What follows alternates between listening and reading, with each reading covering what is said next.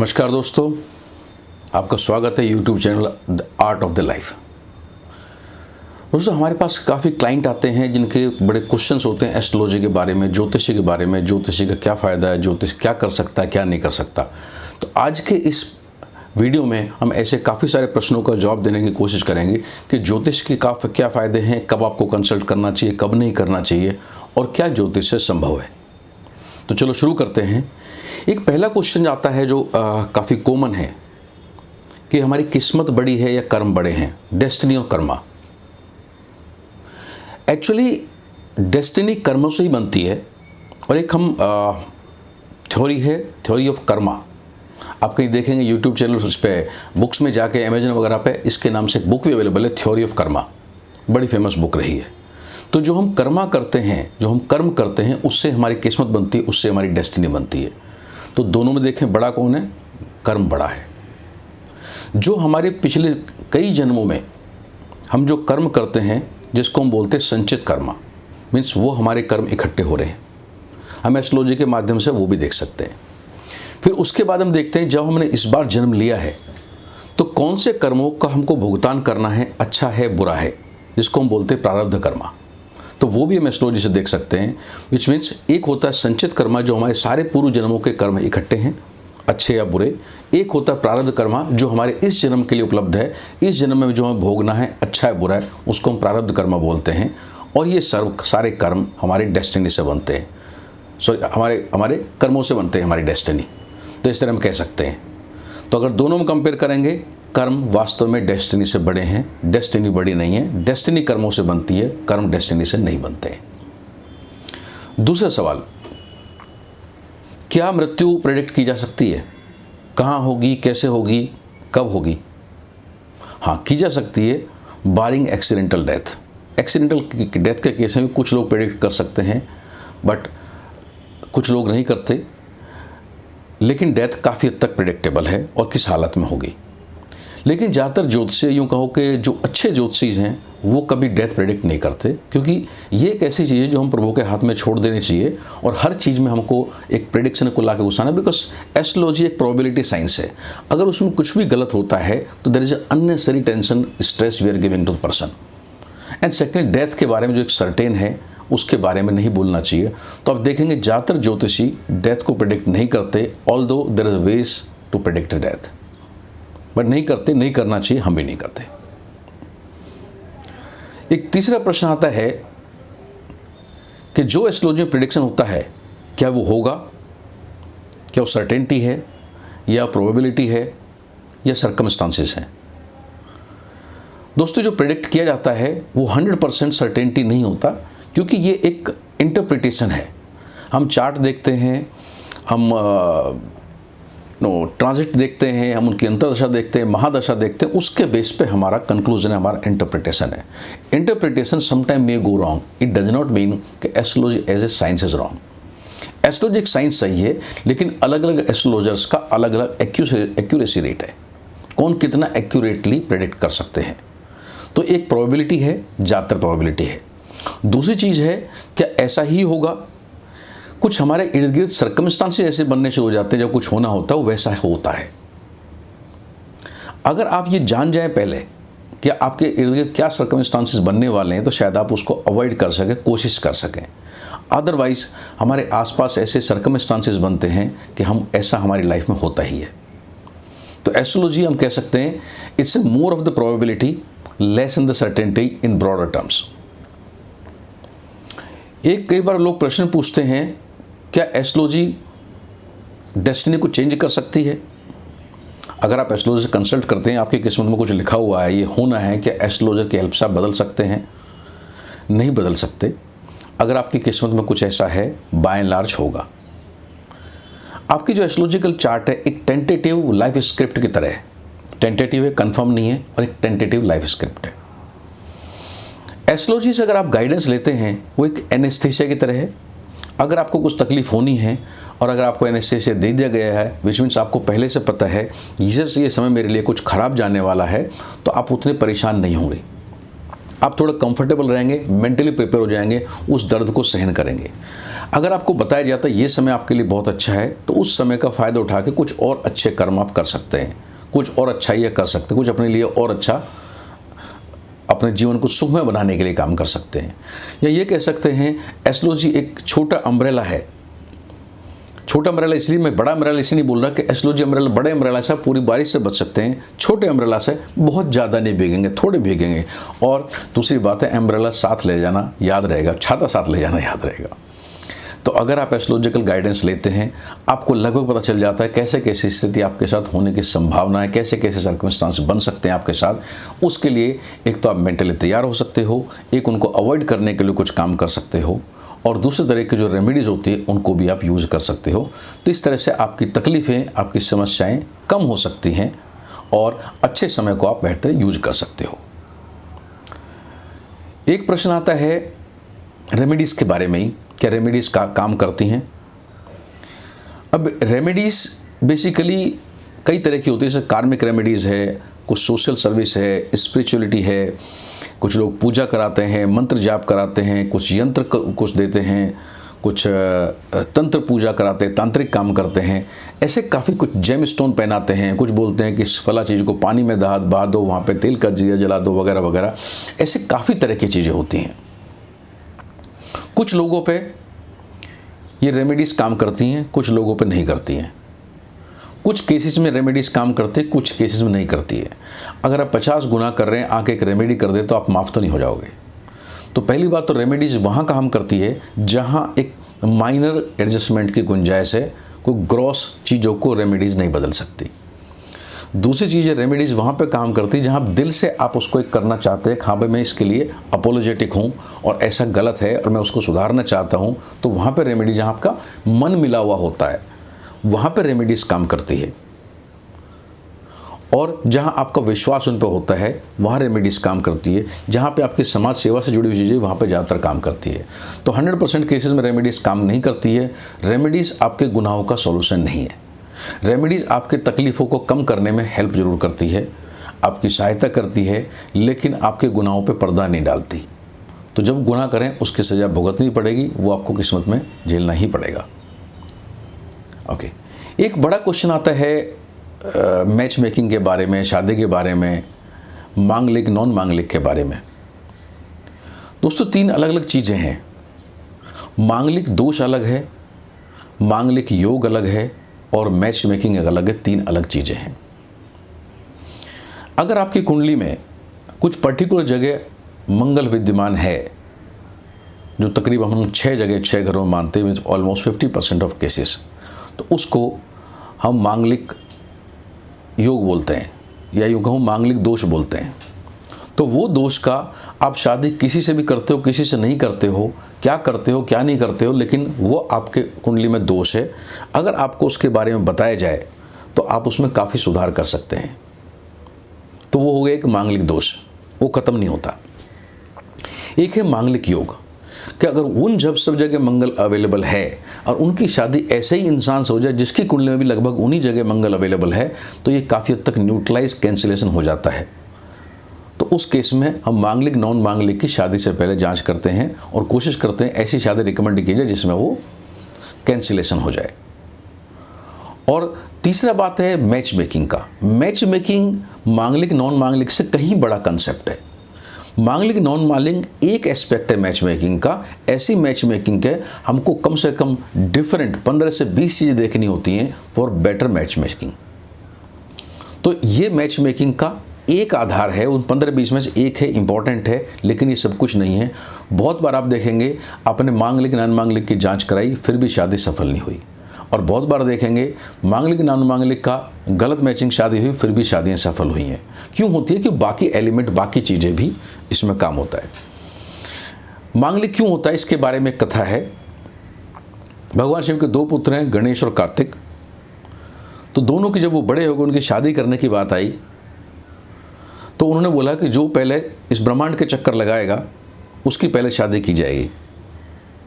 तो गणेश जी ने अपने माता पिता के चक्कर लगा दिए और कार्तिक ब्रह्मांड का चक्कर लगाने चले गए।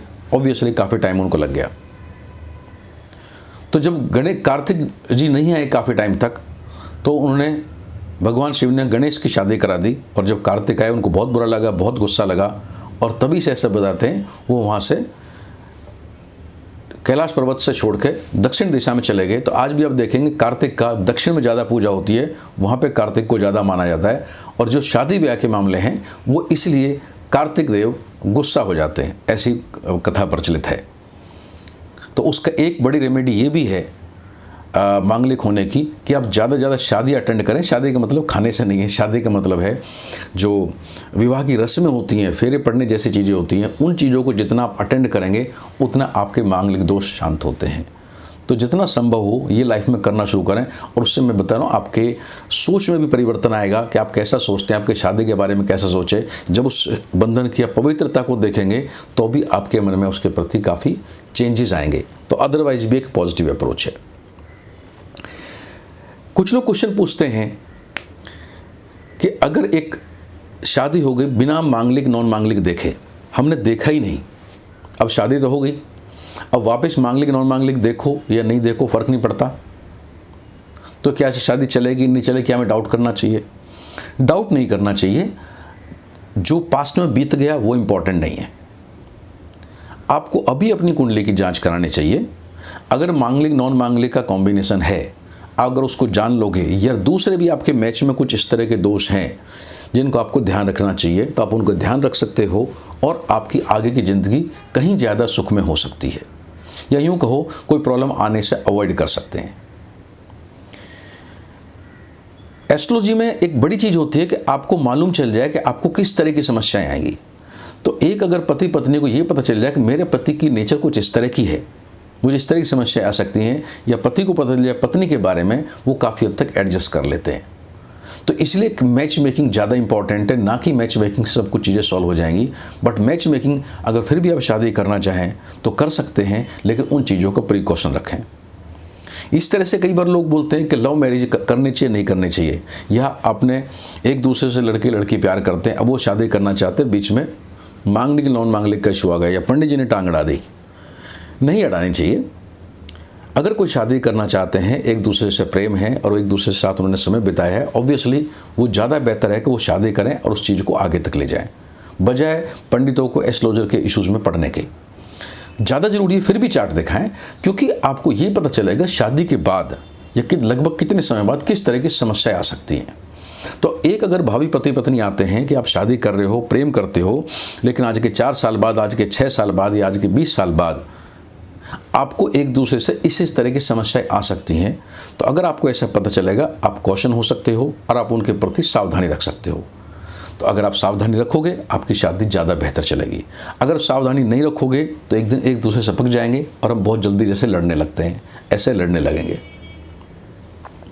इसी में लोग पूछते हैं कि पहले टाइमों में कोई मैच मेकिंग ज़्यादा नहीं होता था, इतनी डिस्टेट कुंडली नहीं बनती थी, ऐसी शादी हो जाती थी और वो शादी टूटती नहीं थी साहब, जीवन भर चलती थी। तो उसमें फिर एस्ट्रोलॉजर का क्या था? एस्ट्रोलॉजर उस वक्त थे ही नहीं, और होते तो भी इतने कंसल्ट नहीं करते थे, और होते ज़्यादा 36 गुणों का मिलान करते थे, बहुत बार वो भी नहीं करते थे। मांगलिक नॉन मांगलिक का बहुत नहीं होता था। पहले समय में क्या था, एक सोशल पेशा था, शादी एक ज़्यादातर एक सोशल इंस्टीट्यूशन थी। पेरेंट्स ने जो बोल दिया वो होगा। तो पति पत्नी के बीच में अगर कुछ डिफरेंस आएगा और उनके फैमिली ने डिसाइड कर लिया भाई ये शादी है, ये चलनी है, तो वो चलेगी। फिर उनमें से किसी की मजाल ये नहीं होती थी कि हम इसका विरोध करेंगे, अब हम इससे बाहर निकलेंगे, हम शादी तोड़ेंगे, झगड़ा होगा, नहीं होता था। कंबाइंड फैमिली होती थी। ऐसा बोलते थे शादी ब्याह एक परिवारों का संबंध है, ये सिर्फ 2 इंडिविजुअल्स का ही नहीं है। तो ऐसे केसेस में जहाँ पे परिवार का इतना बड़ा रोल होता था, उन सब चीज़ों के चलते वो शादियाँ चलती थी। आज जब एक अलग अलग फैमिलीज हो गई हैं, माता पिता के साथ रहते नहीं हैं या उनकी बात आज की जनरेशन उतनी नहीं मानती है, तो ऐसे केसेस में उनके अपने इंडिविजुअल पर डिपेंड करता। तो यहाँ पे कुंडली मिलान, चार्ट कॉम्बिनेशन करना ये ज़्यादा इंपॉर्टेंट हो जाता पहले के मुकाबले। पहले हमारे सिस्टम, हमारे से रीति रिवाज ऐसे बने हुए थे कि इन सब चीज़ों की ज़रूरत नहीं थी।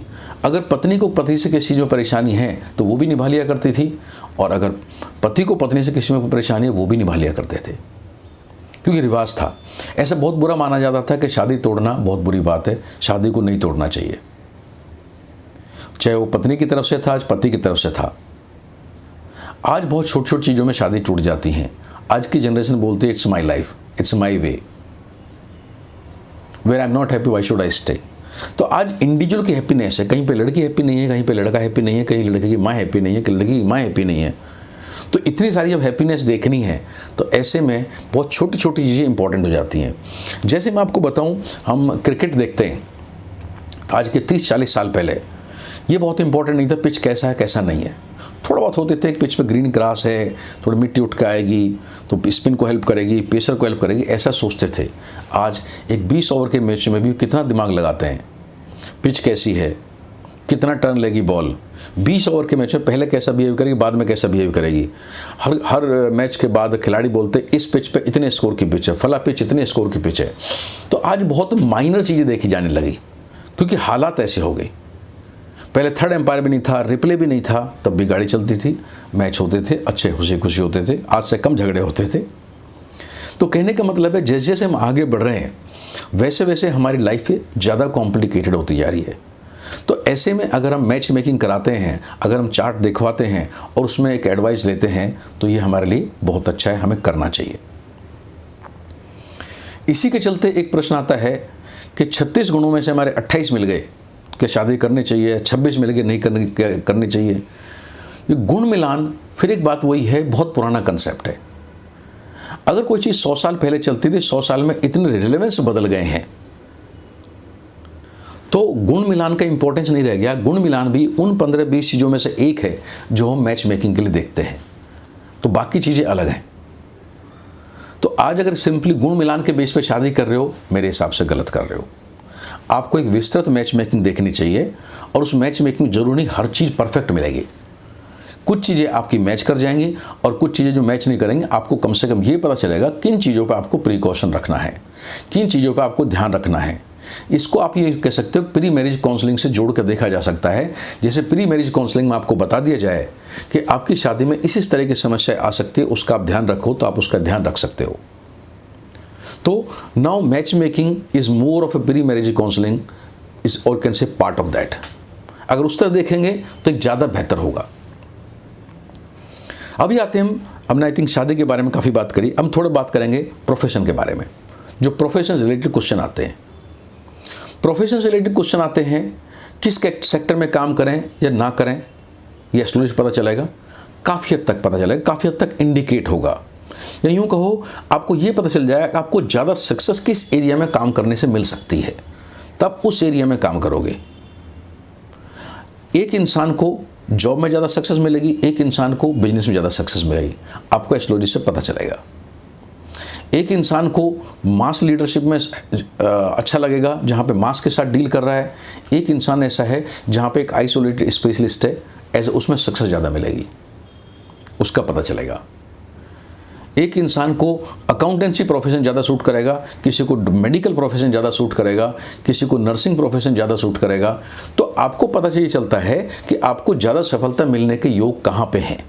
इसका मतलब ये नहीं है कि अगर आपकी कुंडली में ये है कि डॉक्टर बनने के चांस कम है, आप बन ही नहीं सकते, आप मेहनत करोगे फिर भी बन सकते हैं। तो जैसे मैंने शुरू में बोला, एस्ट्रोलॉजी ऐसा नहीं है कि यही होगा, लेकिन ऐसा करने से ऐसा होने के चांसेस ज़्यादा हैं, ऐसे सर्कमस्टांसेस होंगे और अगर आप उस दिशा में काम करोगे आपको सफलता जल्दी मिलेगी, तो उसके ज़्यादा चांस है। गवर्नमेंट जॉब मिलेगा नहीं मिलेगा काफ़ी हद तक पता चल जाता है। तो कुछ बच्चे क्या करते हैं, 3 साल 5 साल 8 साल तक गवर्नमेंट जॉब के ट्राई करते रहते हैं। आप गवर्नमेंट जॉब के लिए ट्राई कर रहे हो और गवर्नमेंट जॉब आपको मिलनी नहीं है या बहुत मुश्किल से मिलनी है, तो अगर बेहतर आपको पहले पता चल जाए कि आपको प्राइवेट जॉब में काम करना है या प्राइवेट जॉब आपके लिए बेहतर सूट करती है, तो उसमें ज़्यादा ट्राई करोगे, उसमें ज़्यादा आप एनर्जी लगाओगे और आप अननेसेसरी वेस्ट नहीं करोगे। तो इसलिए भी ये पता करना आसान होता है, कैरियर के बारे में आपको कंसल्ट करना चाहिए। काफ़ी सारे क्वेश्चन होते हैं रिगार्डिंग बिजनेस और जॉब को लेकर, क्योंकि काफ़ी लोग बिजनेस करना चाहते हैं और वो फैमिली से लेके काफ़ी पैसा अपने फैमिली की वेल्थ वगैरह काफ़ी उसमें यूज़ करते हैं और उसमें देखते हैं हम उसमें अपना बिजनेस सेटअप करेंगे, एक के बाद एक 2 3 4 बिजनेस फेल होते हैं और तब उनको समझ में आता है सर जॉब कर ले ज़्यादा अच्छा था। अगर आप एस्ट्रोलॉजी से कंसल्ट करोगे आपको पहले से इस तरह के हिंट्स इंडिकेशन आपको मिल जाएंगे कि आपकी जॉब होगी या बिजनेस होगा, कौन सा आपके लिए बेहतर रहेगा। एंड वाइस वर्सा ऑल्सो, काफ़ी लोग ऐसे जॉब करने की कोशिश करते हैं और लेकिन उनकी किस्मत में होता है बिजनेस करना अच्छा होता है, दे आर गुड ट्रेडर्स। तो आप बार बार जॉब कर रहे हो, जॉब में चल नहीं पा रहा है, जॉब आपकी छूट रही है या कई बार आप सफल नहीं हो पा रहे हो, उस केस में अगर आप जितना जल्दी बिजनेस शुरू करोगे, छोटा बिजनेस करो या बड़ा करो, उतना आपके लिए अच्छा है। तो इस बारे में भी आइडिया लगा सकते हैं कि जॉब या बिजनेस में से आपके लिए क्या अच्छा है। कभी कभी आपको एस्ट्रोलॉजर बहुत एक माइनर एडजस्टमेंट लाइफ में बता देते हैं कि बड़ी प्रॉब्लम सॉल्व हो जाती है। जैसे काफ़ी लोगों के चार्ट में एक माइनर चीज़ होती है कि अगर ये इंसान अपने घर से दूर चला जाए या कुछ इस तरह के शहरों में चला जाए जहाँ पे पास में नदी हो या कोई बड़ा जलाशय हो या समुद्र हो, तो उसके सक्सेस रेट बढ़ जाते हैं। ये बात बहुत इंपॉर्टेंट है और बहुत केसेस में मैंने होते देखा है। तो जहाँ आपको करियर में या लाइफ में कुछ रुकावटें आ रही हों, आप उन चीज़ों को लेके भी देखें कि क्या करने से मेरा ये काम बेहतर हो सकता है। And many time with these kind of minor adjustment can make a significant changes in you.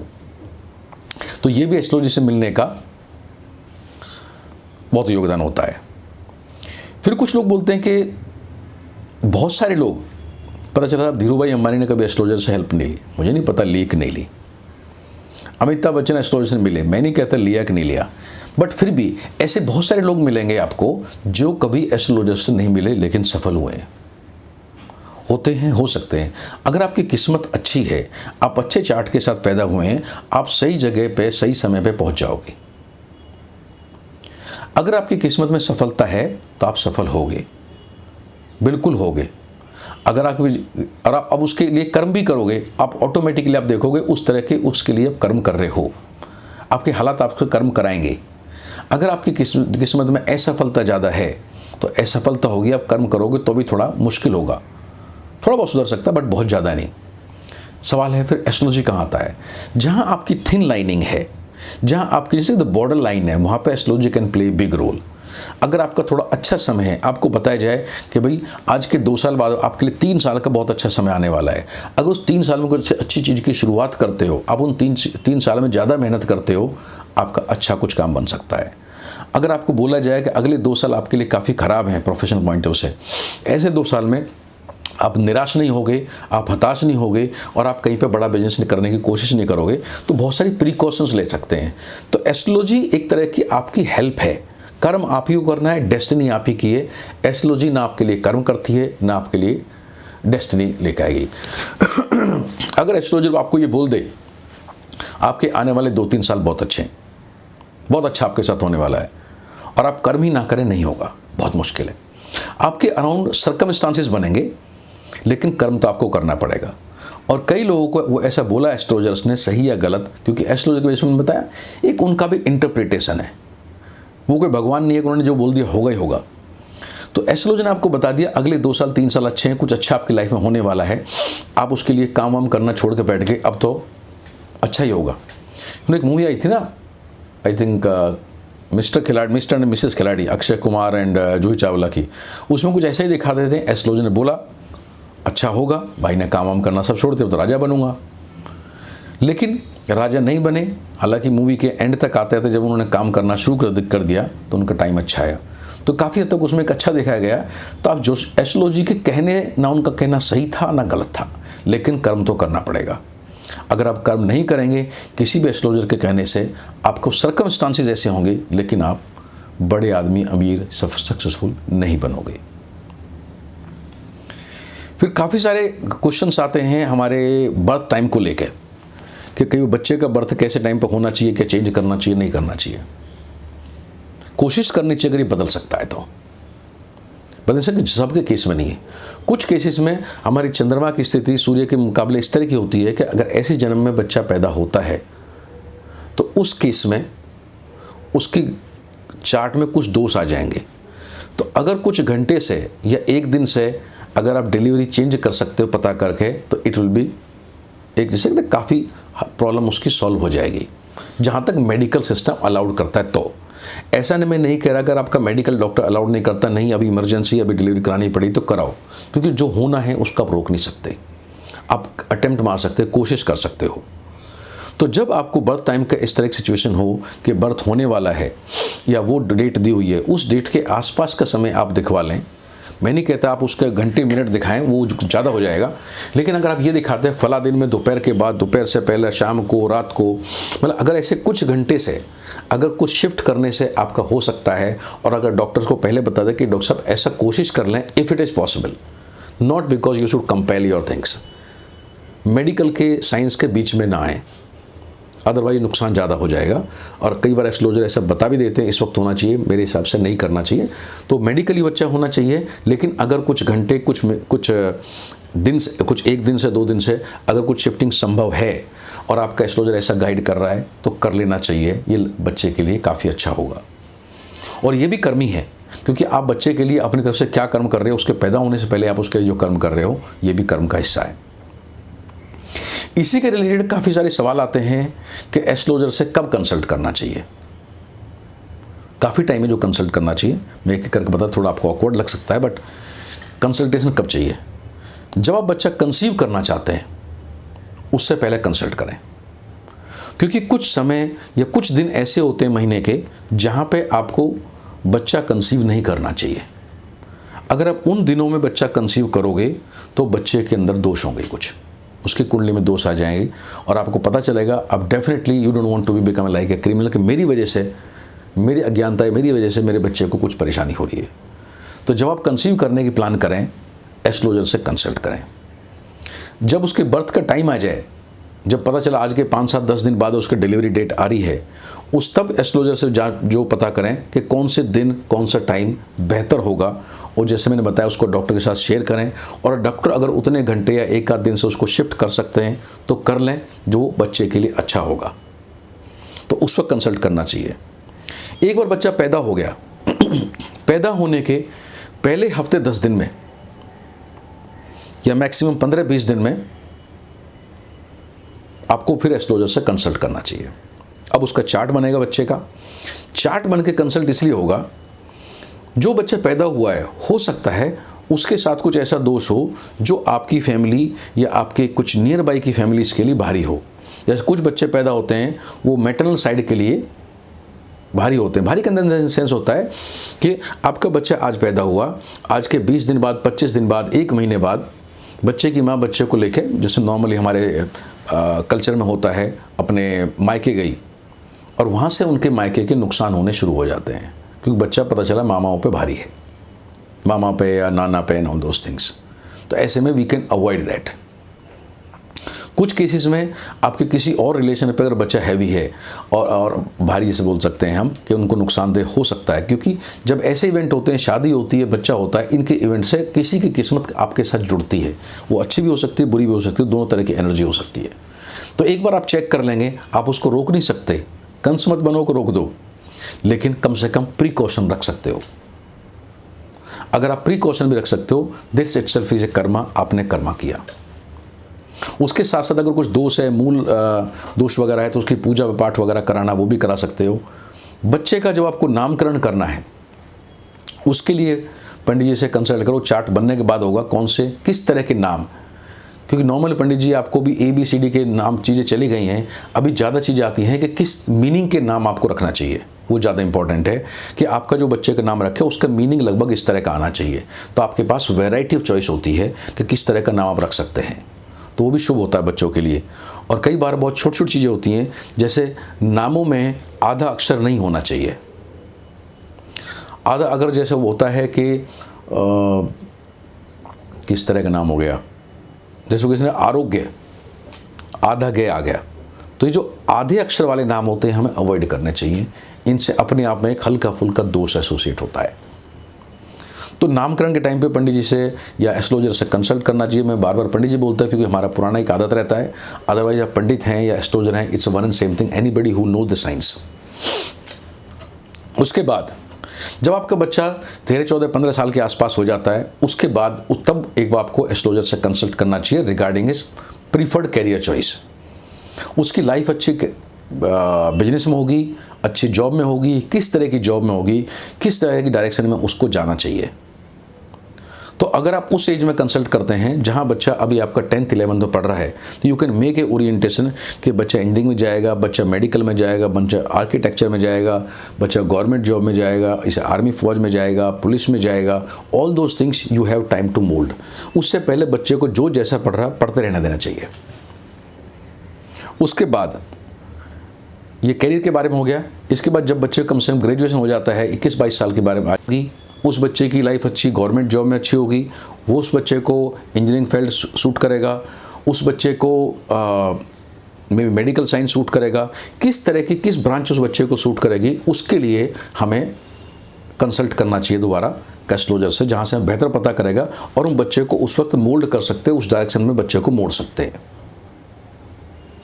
इसके बाद जब बच्चा 21-22 साल का हो जाता है और उसके बाद हम शादी के बारे में सोचते हैं, तब हमको कंसल्ट करना चाहिए शादी कहाँ से होगी, कैसी होगी, और शादी के बारे में क्या प्रिकॉशन रखना चाहिए कि क्या उसकी कुंडली में शादी के पॉइंट से कुछ दोष तो नहीं है, कुछ योग तो नहीं है। क्योंकि अगर आप 27-28 साल की एज में जाके उसको देखते हैं, फिर आप सही मैच ढूंढते हैं, पता चला आपको 2 साल 3 साल 4 साल आपको सही मैच ढूंढने में लग गया। ऐसे में आपके ऊपर एक प्रेशर आ जाता है कि जल्दी शादी करनी है, बच्चा ऑलरेडी 28 साल का हो गया, 30 साल का हो गया। अगर ये प्रोसेस थोड़ा अर्ली शुरू करते हैं, मे बी 22 साल की एज के आसपास शुरू करते हैं, तो 25-26 तक you can get a very good match. इसके बाद जब कैरियर पॉइंट ऑफ देखते हैं, तो साल में एक बार आपको कंसल्ट करना चाहिए अगला 1 साल आपका कैसा जाने वाला है, क्या आप प्रिकॉशन रख सकते हैं, क्या आपका अच्छा टाइम है। फिर जो डिफरेंट ट्रांजिट्स होते हैं वो आपके लिए कितने अच्छे हैं, कितने ख़राब हैं, उसका कैसे बेहतर आप उपयोग कर सकते हैं। कुछ आप नया शुरू करने वाले हैं तो उसके लिए मुहूर्त में निकालने के लिए आप एस्ट्रोलॉजर से मिल सकते हैं। तो कहने का मतलब है आपको एक लाइफ लॉन्ग उस तरह से एक जर्नी है आपकी, जहां आपको टाइम एंड अगेन एस्ट्रोलॉजर से मिलना होता है। कोशिश ये करें बार बार अलग अलग एस्ट्रोलॉजर ना मिले, सबका अपना एक तौर तरीका एस्ट्रोलॉजर्स का अलग अलग होता है। तो अगर आप सेम या कॉमन एस्ट्रोलॉजर रखते हैं एक फैमिली पॉइंट ऑफ से, just like a family doctor, then it is better for you. वो एक आपके लिए बेहतर होगा, अच्छा होगा। अभी से एक क्वेश्चन आता है कि इस तरह से बहुत सारा पैसा एस्ट्रोलॉजर में जाएगा।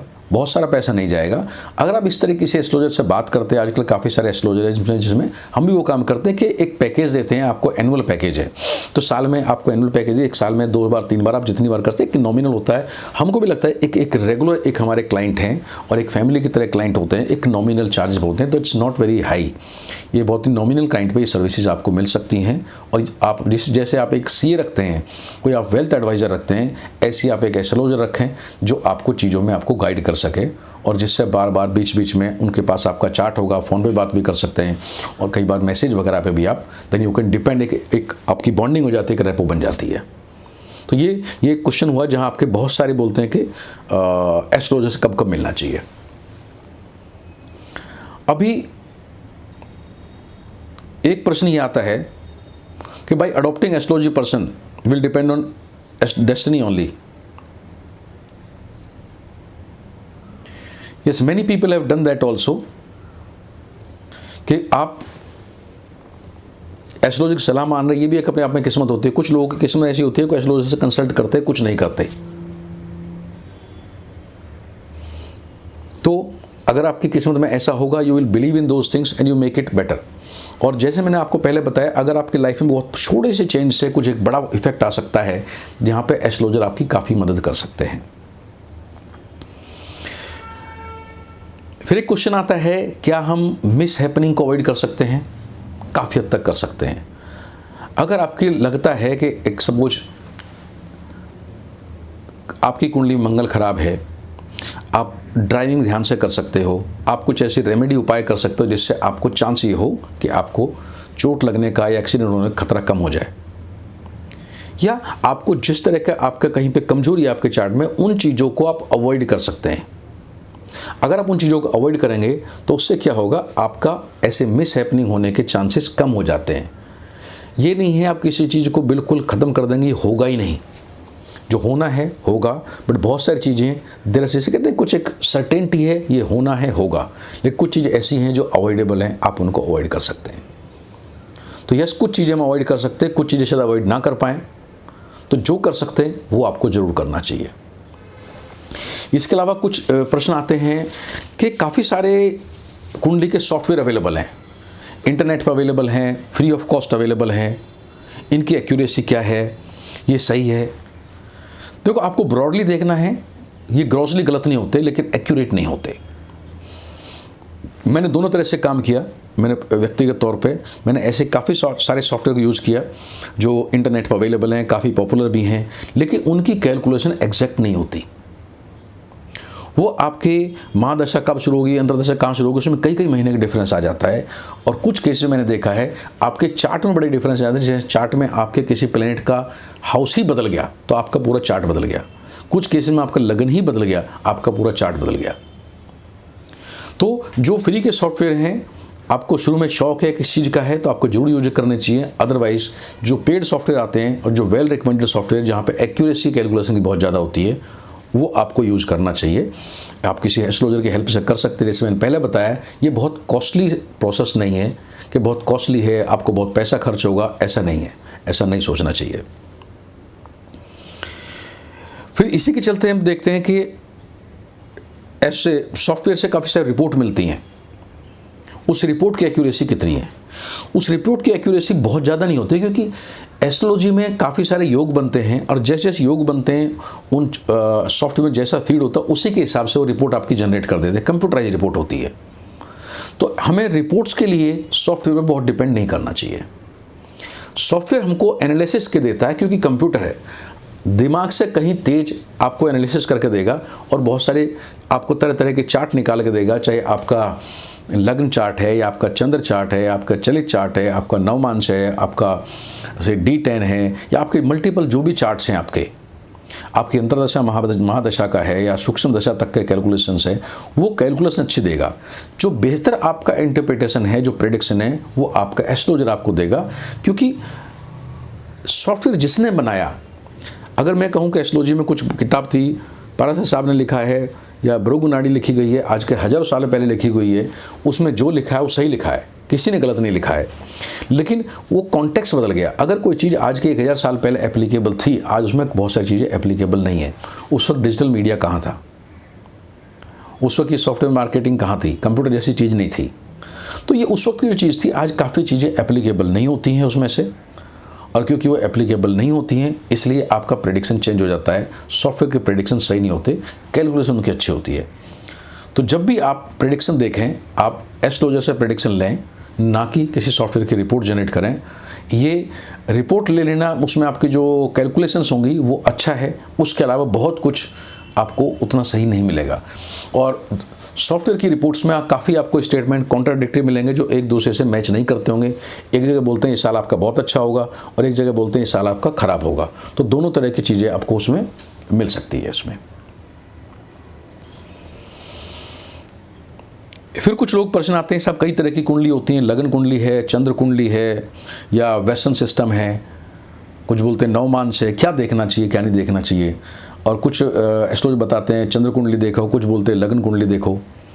मैं कहता हूँ सभी देखना चाहिए। ये जो चंद्र कुंडली है, लगन कुंडली है, चलित कुंडली है, वेस्टर्न कुंडली है, नवमांश है, ये सारे को इम्पोर्टेंस हैं। ये सारे कुछ कुछ बताते हैं। इनको हमें ये नहीं सोचना चाहिए कि ये एक दूसरे के अगेंस्ट हैं, कि एक ने हमारे बारे में कुछ अच्छा बताया, एक ने हमारे बारे में कुछ बुरा बताया। तो इसमें अच्छा बुरा देखने के बजाय हम ये देखें कि सबसे अलग अलग कुछ इन्फॉर्मेशन मिल सकती है। जैसे जो फिजिकली आपके साथ जो होना होता है वो आपकी लगन कुंडली बताएगी, लेकिन आपके मन के बारे में, आपका मन क्या चाहता है, आपका मन की सोच क्या, आपका मन किस तरह से बिहेव कर रहा है, ये आपकी चंद्र कुंडली बेहतर बताएगी। हम साढ़े साथी चंद्र कुंडली से देखते हैं, कभी हम साढ़े साथी पे एक सेपरेट वीडियो करेंगे, उसमें हम साढ़े साथी के बारे में बताएंगे कि उसके वजह क्या है। वो बड़े इंटरेस्टिंग फाइंडिंग हो गई। कहीं पे हम अपने आत्मा के पॉइंट ऑफ देखते हैं, सोल के पॉइंट ऑफ देखते हैं, हम सन कुंडली के पॉइंट ऑफ देखते हैं। तो ऐसे ही 9 मार्च में जहाँ हम अपने संचित कर्म भी देख सकते हैं, हमारे पोस्ट मैरिड लाइफ भी देख सकते हैं, हम दोनों चीज़ें देख सकते हैं 9 मार्च से। तो अलग अलग चार्ट से अलग अलग चीज़ों से अलग अलग चीज़ें पता चल सकती है। उसी तरह कोई केपी एस्ट्रोलॉजी है, कुछ वैदिक एस्ट्रोलॉजी है, या कुछ दूसरे की नाड़ी एस्ट्रोलॉजी है, ये सारी ये लाल किताब है। इन सब से आप अलग अलग चीज़ों की जानकारी ले सकते हैं। ऐसा कहीं नहीं है कि ये अच्छा है ये बुरा है, सब अच्छा है। उस अच्छाई का आप जानकार होना चाहिए। और आपकी लाइफ में जो प्रेडिक्शन होती है, जो होना होता है, उसके काफ़ी सारे इंडिकेशंस होते हैं। अगर एक इंडिकेशन है तो उसकी प्रोबेबिलिटी कम है, 2 इंडिकेशन है, प्रोबेबिलिटी ज़्यादा है। अगर उसके 3-4 इंडिकेशन है तो ऑलमोस्ट वो काम होगा। ऐसे बुरा होने का भी अगर 1 इंडिकेशन है तो चांसेस कम है, 2 इंडिकेशन चांसेस बढ़ जाते हैं। अगर 3-4 तरीके से ऐसा लग रहा है कि एक ये चीज़ होने वाली है तो लगभग होगी। तो इसलिए भी जो अलग अलग जगह से हमें परिणाम मिलते हैं उसके भी अलग अलग मीनिंग होते हैं। तो कोई भी चार्ट देखना बुरी बात नहीं है, बल्कि मैं कहता हूँ सारे चार्ट देखने चाहिए। तो ये हमारे पास कुछ क्वेश्चंस थे जो हमारे पिछले कुछ महीनों में कुछ क्लाइंट्स आए, उन्होंने अलग अलग पूछे, तो हमने कोशिश करी उन सबको एक साथ इकट्ठा करके आपको एक साथ बताने की, जिससे आप एक एस्ट्रोलॉजी का सही तरीके से उपयोग कर सकें। और जैसे मैंने बताया कि आपको एस्ट्रोलॉजी को एक गाइडेंस के तौर पे देखें। अगर उसका बेस्ट यूज अगर देखते हैं कि कैसे बेस्ट यूज होगा एस्ट्रोलॉजी का, तो अगर इसको गाइडेंस के तौर पे देखेंगे तो उसका बेस्ट यूज होगा। अगर उसको एक प्रेडिक्शन के तौर पे देखेंगे ये मेरी लाइफ में होगा ही, मैं कर्म नहीं करूँ, तो अच्छा यूज़ नहीं होगा। तो as a guidance it's a wonderful thing and everybody should have it, that's what I can say. हमें इंतजार रहेगा आपके कमेंट्स का, आप किन और चीज़ों पर हम आपसे चाहते हैं हम आपको वीडियो बना कर दें, आपका यूज़फुल होगा। एस्ट्रोलॉजी या कुछ और ऐसे संबंधित चीज़ें हैं, लाइफ कोचिंग है, मैरिज काउंसलिंग है, या मैच मेकिंग है, प्री मैरिज काउंसलिंग है, रिलेशनशिप कोचिंग है, इन सब चीज़ों को लेके तो हमें कमेंट सेक्शन में ज़रूर लिखें। आपके कुछ और क्वेश्चन होते हैं इनसे संबंधित, वो भी आप कमेंट्स में लिख के हमसे पूछ सकते हैं। Will try to reply 1-to-1 basis और may be by through separate video, वो भी कर सकते हैं। आपके कुछ सुझाव हों फ्यूचर के बारे में वो भी निकाल दें। और आपको अगर हमें कांटेक्ट करना हो कंसल्टेशन के लिए तो आपको व्हाट्सएप नंबर दिया हुआ है, आपको वेबसाइट दिया हुआ है, इस व्हाट्सएप नंबर के थ्रू हमसे कांटेक्ट कर सकते हैं या वेबसाइट के थ्रू कांटेक्ट कर सकते हैं। और आप अपना कुछ एनालिसिस कराना चाहते हैं, आपको कोचिंग कराना चाहते हैं तो भी हमसे कंसल्ट कर सकते हैं। तो ये था हमारा वीडियो आज के लिए।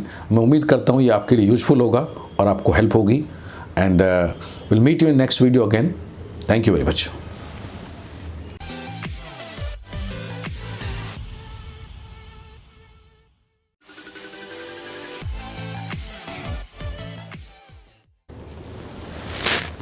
नमस्कार दोस्तों, आपका एक बार फिर से स्वागत है YouTube channel art of the life में। आज हम बात करेंगे लाइफ कोचिंग के बारे में। बहुत सारे लोगों को ये लाइफ कोचिंग के बारे में एक कंसेप्ट क्लियर नहीं है, वो एक तरह नहीं जानते लाइफ कोचिंग से क्या फ़ायदा है, क्या हमें करना चाहिए, नहीं करना चाहिए, and how does it work. तो आज उसी के बारे में बताएंगे। और कुछ लोगों के जो हमारे क्लाइंट्स मिलते हैं उनके कुछ क्वेश्चंस भी होते हैं और कुछ जो हमारे एक्सपीरियंस होंगे उनको भी शेयर करेंगे। आइडिया है कि इस वीडियो में आप एक जो आप देख रहे हैं आप समझ सके लाइफ कोचिंग के आपके बेनिफिट क्या हैं, उसके उपयोग क्या है। तो शुरुआत करते हैं। लाइफ कोचिंग का सबसे बड़ा बेनिफिट क्या है कि आपको बहुत सी चीज़ जानने को मिलती हैं जो आप अपने बारे में नहीं जानते। जैसे कि आपके लिए सक्सेस क्या है। हम सब बोलते हैं हम सफल होना चाहते हैं, लेकिन सफलता क्या है। एक इंसान के लिए गवर्नमेंट जॉब मिलना सफलता है, एक दूसरे इंसान के लिए में भी एक बड़ा घर बनाना सफलता है, किसी इंसान के लिए अपने माता पिता की सेवा करना ही सफलता है, किसी के लिए एक अच्छी बॉडी बिल्ड करना ही सफलता है, किसी के लिए शादी होना ही सफलता है। तो सफलता के मायने सबके अलग अलग हैं।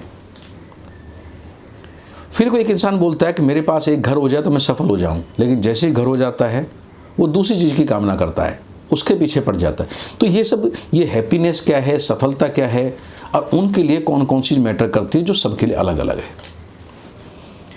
तो जब आप लाइफ कोचिंग के प्रोसेस से गुजरेंगे तो आपको खुद से पता चलेगा आपके लिए सफलता क्या है। ये नहीं है कि सफलता क्या है सबके लिए, क्योंकि सबके लिए अलग अलग होती है और हमारी अलग अलग एज टाइम पे, अलग अलग लाइफ के अलग अलग पड़ाव पे हमारे लिए सफलता अलग अलग होती है।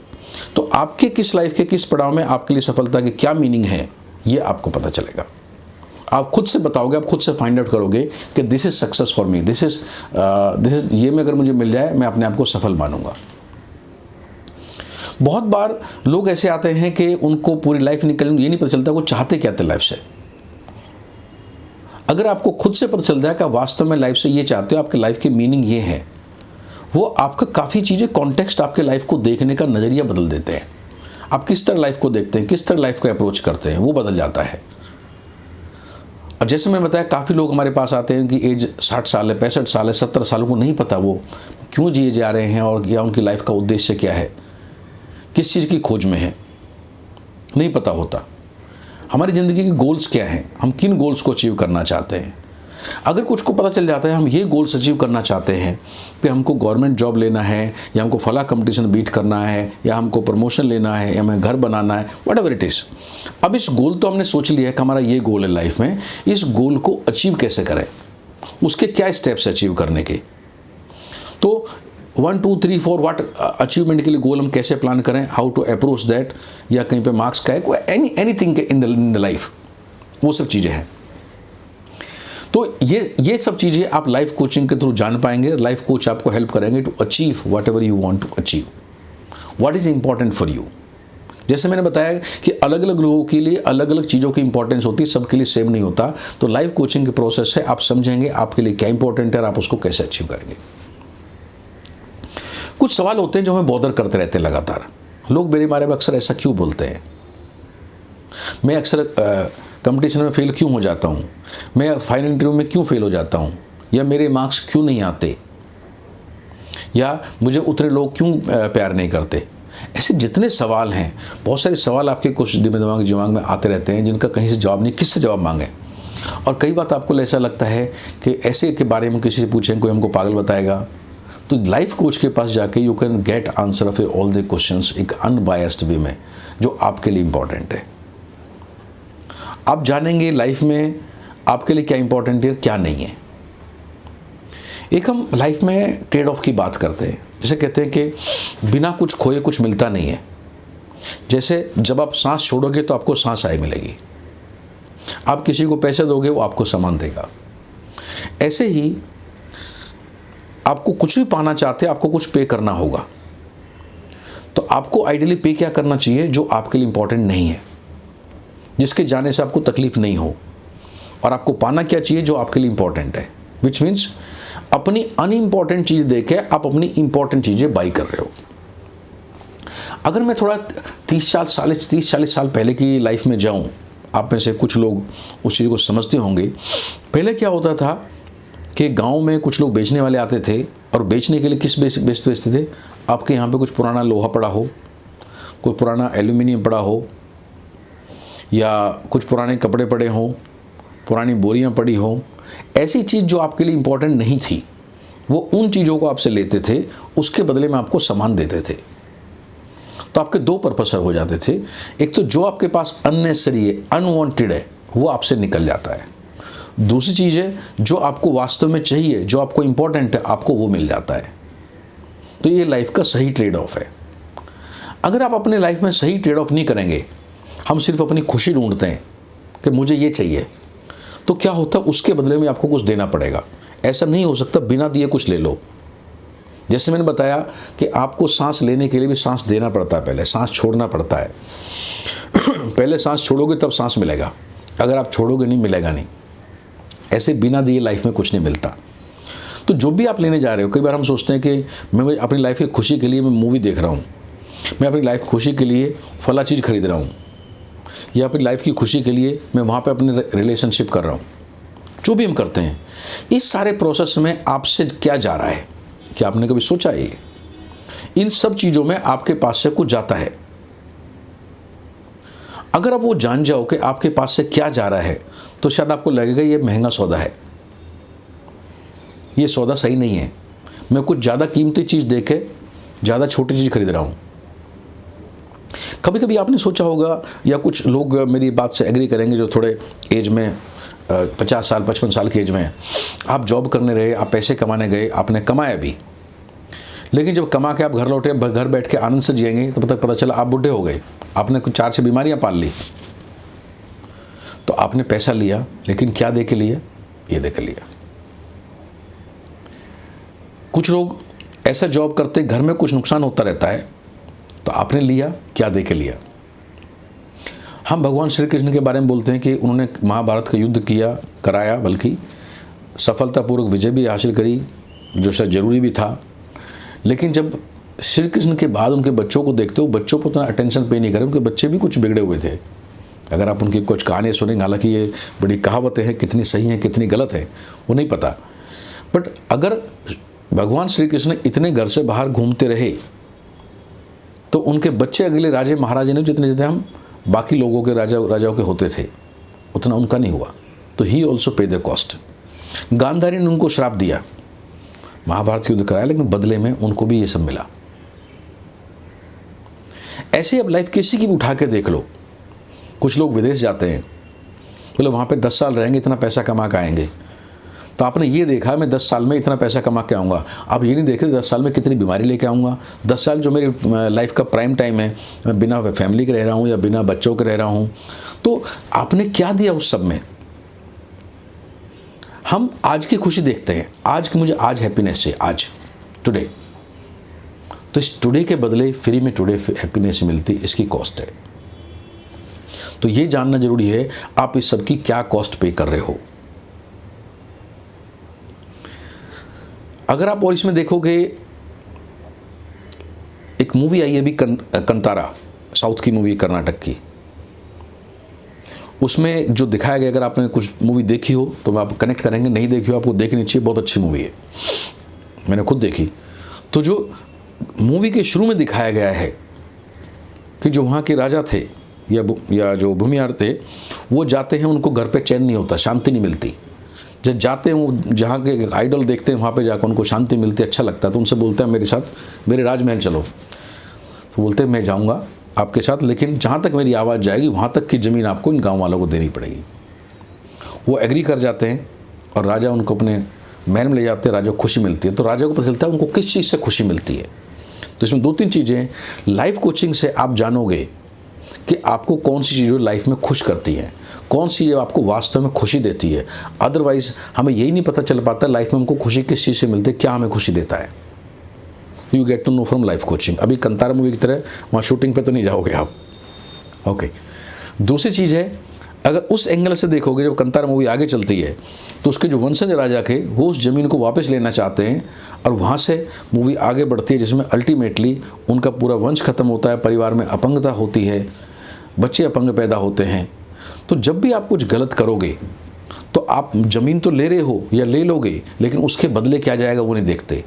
तो इसीलिए लाइफ में आप किसी भी कंसेप्ट में आप देखोगे, जब भी आप कुछ लोगे तभी आपके पास से कुछ जाएगा।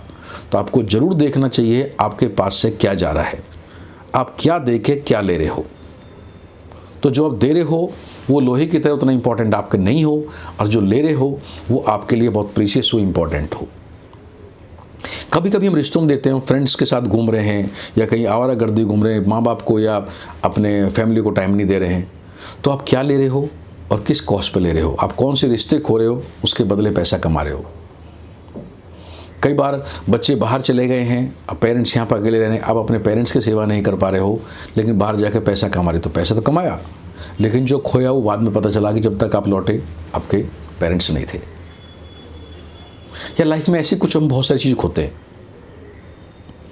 तो लाइफ कोचिंग के जरिए आप जानोगे कि आप लाइफ में क्या ट्रेड ऑफ कर रहे हो, क्या देने से क्या ले रहे हो, या जो ले रहे हो उसकी क्या कॉस्ट पे कर रहे हो, आपके लिए क्या इंपॉर्टेंट है, आपके लिए क्या इंपॉर्टेंट नहीं है। आप अपने आप को बेहतर जानोगे, हु यू आर, अपनी लाइफ की स्टोरी लिखोगे, तो कुछ आपकी हेल्प करेंगे आपको आपसे जानवाने में, कि जहाँ से आप खुद को जानो, आप खुद को समझो। वो एक अपने आप में वंडरफुल एक्सपीरियंस होता है। मैं कौन हूँ, मैं कैसा हूँ, मेरी क्या हरकतें हैं, मैं क्या चाहता हूँ, हमारे लिए क्या क्रिटिकल है लाइफ में। कुछ चीज़ होती है जो हमारे लिए बहुत क्रिटिकल है, मुझे एक चीज़ मिल जाए तो बहुत बढ़िया है, या किसी चीज़ के लिए आप बहुत पॉजिटिव हो, मुझे ये चीज़ जरूर चाहिए, और कुछ चीज़ें यू डोंट केयर अबाउट। तो how to get rid of the things you don't care about, and how to you need the things, how to get the things you care about, यह आपको बहुत अच्छा लगता है। फिर कई लोग शिकायत रहती है कि मैं प्लान तो करता हूँ लेकिन हो नहीं पाता। जैसे लाइफ में बहुत सारे लोग अपना वेट कम करने के लिए प्लान करते हैं, कर नहीं पाते। क्यों नहीं कर पाते? क्योंकि उनके लिए इंपॉर्टेंट नहीं है। अगर आप भी उनमें से एक है, आप सोचो, आप जो वेट अपना रिड्यूस करना चाहते हो, क्यों करना चाहते हो? वेट रिड्यूस करने से आपको क्या मिलेगा, क्या डिफरेंस आपकी लाइफ में ऐसा करेगा? अगर आपकी लाइफ में डिफरेंस करेगा तो आप कर लोगे, अगर नहीं करेगा दोस्त नहीं कर पाओगे। आप ये देखोगे जो फिल्मों में, एड में जो मॉडल काम करते हैं वो ज़्यादातर अपना वेट फिट रखते हैं, बिकॉज उनको मालूम है उनकी रोजी रोटी उसी से चलती है, इसलिए ऐसा कर लेते हैं। जिस दिन आपको पता चलेगा आपकी रोजी रोटी उसी से चलनी है, आप भी वेट कम कर लोगे। तो अभी आपके लिए इंपॉर्टेंट नहीं है, जब इंपॉर्टेंट होगा करोगे।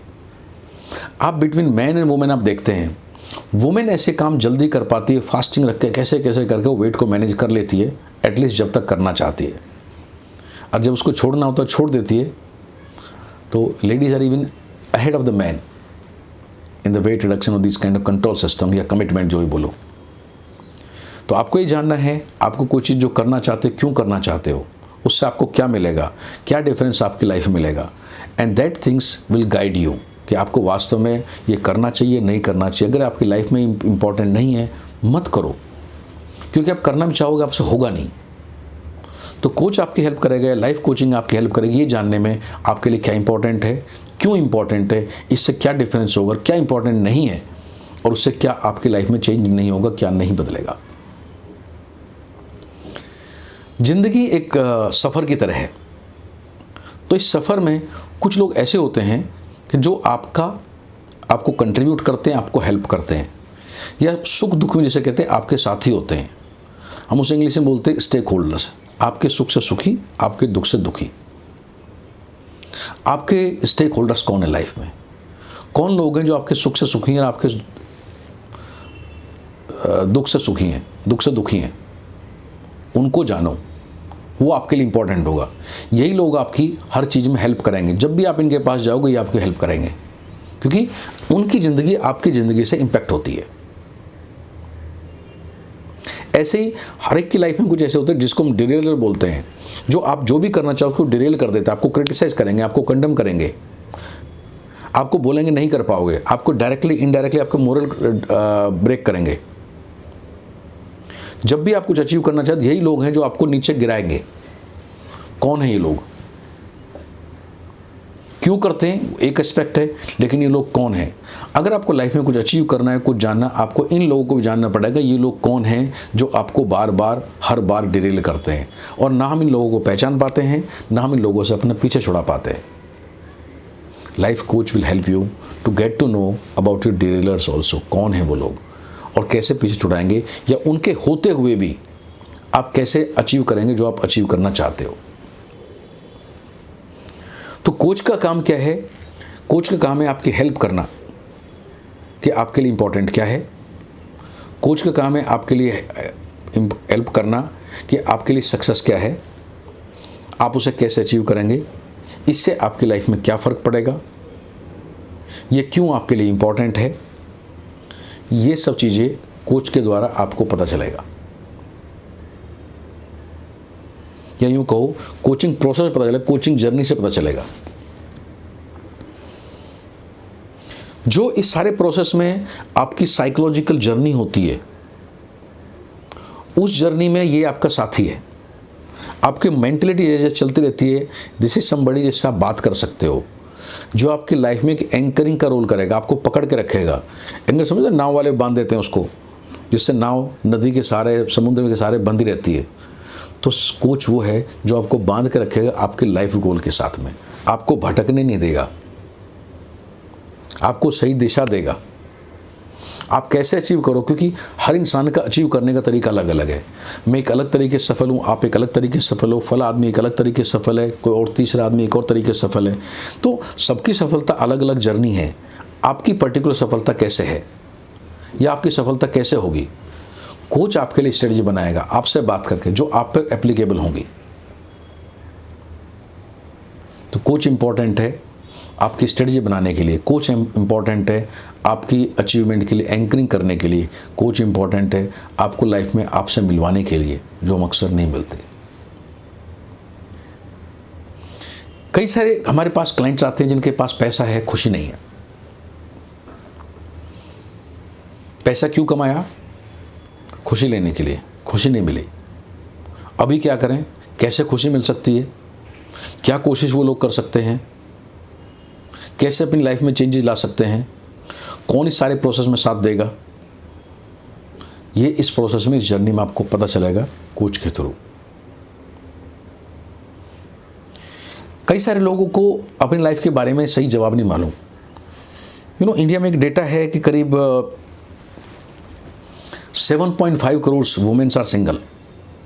इनमें से करीब 1.5 करोड़ ऐसी जिन्होंने शादी की ही नहीं, और बाकी 6 करोड़ ऐसी हैं एज पर द डेटा, जिन्होंने शादी करी, किस तरह सेपरेशन हो गया, डाइवोर्स हो गया, या कम एज में हस्बैंड की डेथ हो गई अनफॉर्चुनेटली, उसके बाद दे डिसाइड कि ये झमेले में पड़ना ही नहीं है। उसी तरह अभी मेंस में भी ट्रेंड बढ़ता जा रहा है कि ज़्यादा से ज़्यादा लोग हम शादी नहीं करेंगे, ये बहुत झमेला है। शादी क्यों नहीं करना चाहते, जब हम ऐसे कुछ क्लाइंट से पता करते हैं, वो जो बोलते हैं और एक डिस्कशन के बाद जो निकल के आता है वो दूसरी वजह निकल के आती हैं। हमें किस चीज़ से हमें डर क्यों है, हम शादी से क्यों डरते हैं? अगर आप उस डर को अपने आप को पता करो, मेरे शादी से ये डर है, and if you can take care of that डर, वो फियर, तो शायद आपकी बेहतर लाइफ होगी, बेहतर रिलेशनशिप लाइफ होगी आपकी। You can live a much more normal life. आपकी लाइफ में लोनलीनेस नहीं होगी। एक एस्पेक्ट आता है इकोलॉजी का कि सब मेरे घर में ऐसा माहौल नहीं है। ये जानना पड़ेगा क्योंकि हर एक के घर में अलग अलग माहौल होता है। एक लड़की प्रकाश पादुकोण घर में पैदा होती है, उसको बैडमिंटन कोर्ट मिलता है, वो खेल भी सकती है, एक्टिंग भी कर सकती है। लेकिन एक लड़की गांव में किसी घर में पैदा होती है, उसको कहाँ से बैडमिंटन का कोर्ट मिलेगा जिससे बैडमिंटन प्लेयर बनेगी? वो नहीं बन सकती। गांव में जहाँ पे क्रिकेट का पिच ही नहीं है, वहाँ से लोग कहाँ से क्रिकेटर बनेंगे? दीवार पे बॉल मार मार कर सिर्फ फिल्मों में क्रिकेटर बनते हैं, हकीकत में नहीं बनते। आपको खेलने के लिए पिच चाहिए, आपको खेलने के लिए ग्राउंड चाहिए, उस तरह के लोग चाहिए, आपके घर के आसपास ऐसा सेटअप हो, ऐसा एनवायरनमेंट हो, आपके पास ऐसे पेरेंट्स हो जो उसको अफोर्ड कर सकते हो। लड़का कुछ नहीं करे, कोई बात नहीं, हम कर लेंगे।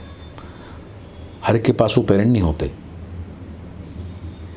कई बार हम ऑनलाइन काम करते हैं, बहुतों के घर में ऑनलाइन के लिए एक सेपरेट रूम की सुविधा नहीं है कि वहाँ बैठ कर ऑनलाइन काम कर सकते हो या ऑनलाइन वीडियो कॉन्फ्रेंस कर सकते हो। तो आपके सराउंडिंग में क्या है, आपकी इकोलॉजी क्या है जो आपको हेल्प करती है या आपको नुकसान करती है, वो जानो, तो उससे आपका सॉल्यूशन निकाला जाएगा। इस इकोलॉजी में रहने से क्या होगा? आप घर से बाहर आते हो तो घर से बाहर आने पर सब कुछ मोटिवेशन होता है, बहुत अच्छा लगता है, लेकिन जैसे ही वापस घर पहुंच जाते हो आपके साथ वापस वही कलेश शुरू हो जाते हैं कि घर का माहौल ऐसा है। अगर घर का माहौल ऐसा ही रहेगा या आपके ऑफिस का माहौल वैसा ही रहेगा तो कैसे बदलोगे? तो आपका जो माहौल है उसके हिसाब से आपको सॉल्यूशन बताए जाएंगे, उसके हिसाब से आपके सॉल्यूशन किए जाएंगे। उस माहौल में आप कैसे सफल हो सकते हो, या यूँ कहोगे आपको सफल होने से कौन रोकता है? How to take care of that.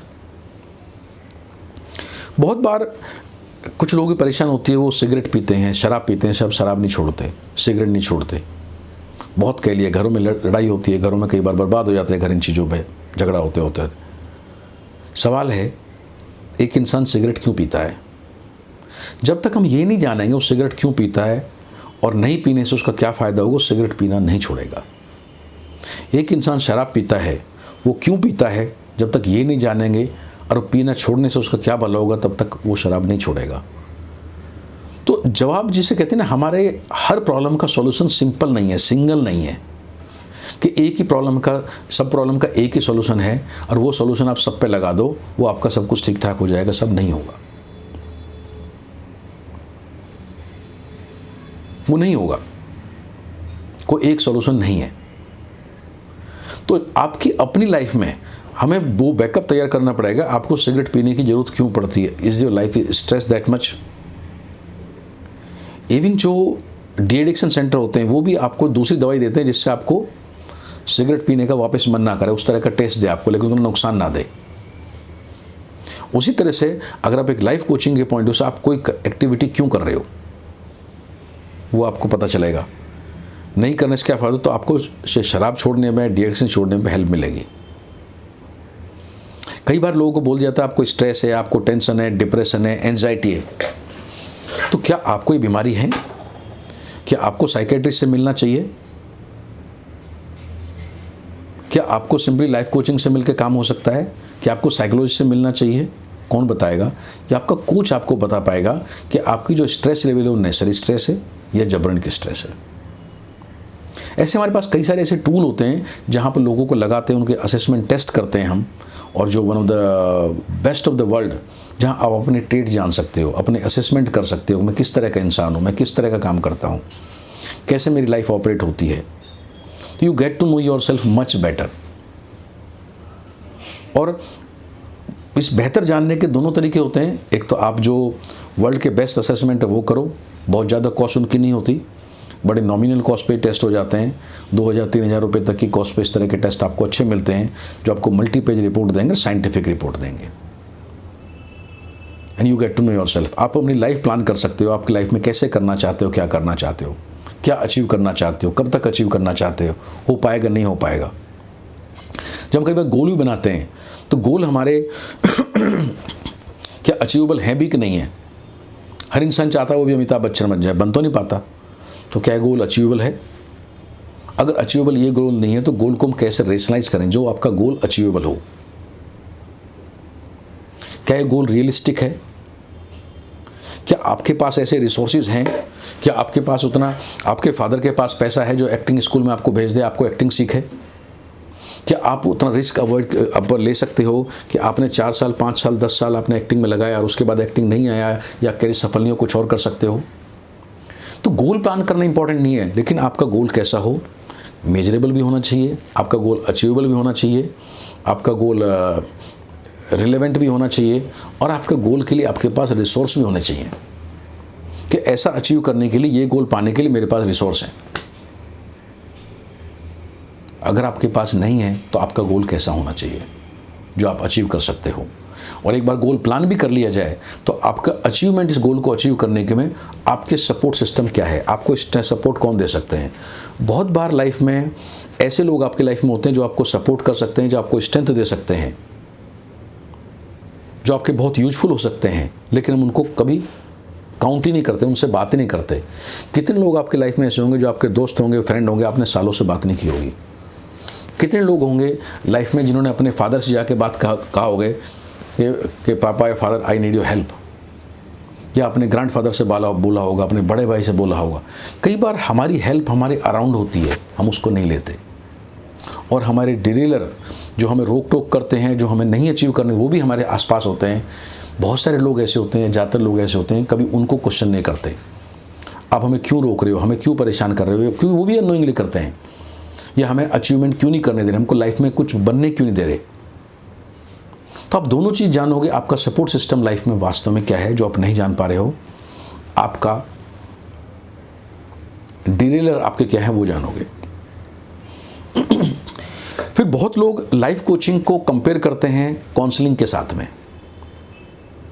तो काउंसलिंग और कोचिंग में फ़र्क क्या है? फ़र्क है, कोच पहली बात वो इंसान हो सकता है जिसने उस तरह के कोचिंग सर्टिफिकेशन की हो, जहाँ पे इंटरनेशनल कोचिंग फेडरेशन, जो एक वर्ल्ड की सबसे बड़ी संस्था है, उसके द्वारा अलग अलग कैटेगरी, वेदर ACC, PCC या MCC, किसी तरह का उन्होंने कोचिंग किया हो, वो सर्टिफिकेशन हो, उनको प्रोसेस मालूम हो, then they can do it. अगर आप सिंपल साइकोलॉजिकल काउंसलिंग के पॉइंट से बोलते हैं, दो चीज़ें अलग अलग हैं। काउंसलिंग हमेशा पास्ट में देखती है, आपकी पास्ट में कुछ प्रॉब्लम हुई है, वो आपको काउंसलर से जाने के बाद, साइकोलॉजिस्ट जाने के बाद वो ठीक होगी, वो उसको हील करने की कोशिश करेंगे। लेकिन अगर आप पास्ट में जाने के बजाय आप फ्यूचर में देखना चाहते हो तो आपको कोच के पास जाना चाहिए। वो पास्ट की प्रॉब्लम तो सॉल्व करेगा ही करेगा, लेकिन मेनली फ्यूचर के पॉइंट से करेगा। जिसे कहते हैं ना, हम कोचिंग में we can't change your past, जो हो गया उसको बदल तो नहीं सकते, but we can definitely change your perception looking at past. एक इंसान बोलता है कि मैं पास्ट में बहुत फेल हुआ हूँ, दूसरा इंसान वही बोलता है कि मैंने पास्ट में बहुत लर्निंग ली है। काम एक ही हुआ है, लेकिन बात करने के तरीके अलग हैं। तो कोचिंग पे हम पास्ट को देखते हैं, गलतियों के पॉइंट से नहीं देखते, लर्निंग के पॉइंट से देखते हैं, और जहाँ हमारे पास इश्यूज़ है उसको करेक्ट करते हैं। अब हम देखते हैं हमें फ्यूचर में क्या करना चाहिए, उसके स्टेप बाय स्टेप अप्रोच करते हैं, लोगों को सिखाते बताते, सो दैट लाइफ में फ्यूचर में लोग सफल हों। कई लोग बोलते हैं इसमें क्या एस्ट्रोलॉजिकल रोल है एस्ट्रोलॉजी में, क्योंकि आपको बताएंगे आपके हमारे कुछ नेचुरल ट्रेट होते हैं, क्योंकि हम जो खासतौर से हिंदू माइथोलॉजी में, हिंदू सिस्टम में या वैदिक एस्ट्रोलॉजी में जो मानते हैं कि हमारी आत्मा नहीं मरती, शरीर मरता है, तो हमारी आत्मा सेम होती है। तो यही आत्मा हमारी पिछले जन्म में थी, ये उसके पिछले जन्म में थी, और जितने भी हमारे जन्म हुए हमारी आत्मा सेम थी। हमारी आत्मा के कुछ ट्रेट होते हैं, कुछ हरकतें होती हैं, कुछ काम करने के तरीके होते हैं, वो बाय एंड लार्ज नहीं बदलते, लगभग सेम होते हैं। आपकी आत्मा के ट्रेट क्या हैं, आपको एस्ट्रोलॉजी से वो पता चलेगा। आपकी आत्मा क्या चाहती है, आपका मन क्या चाहता है। कौन सी चीज़ ऐसी जो सर्कमस्टेंस आपके सराउंडिंग में ऐसे हैं कि आपका मानो ना मानो ऐसे सर्कमस्टांसिस हो जाएंगे,